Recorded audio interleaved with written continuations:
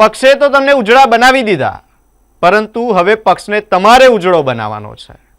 મહેસાણામાં જીતેલા ઉમેદવારોને ટકોર કરતા ગુજરાતના પૂર્વ નાયબ મુખ્યમંત્રી નીતિન પટેલે આ મહત્વનું નિવેદન આપ્યું છે। તેમણે કહ્યું છે કે હવે જીત્યા છો તો જનતાની વચ્ચે રહીને તેમનું કામ કરજો।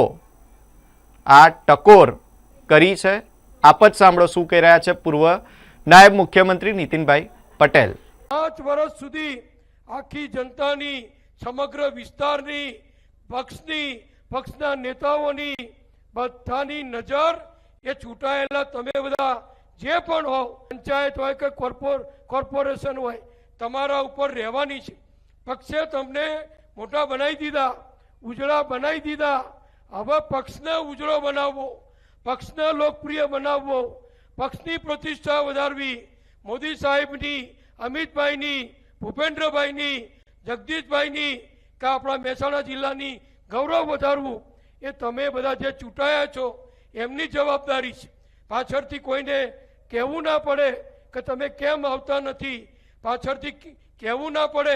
મારો અનુભવ છે એટલે હું કહું છું।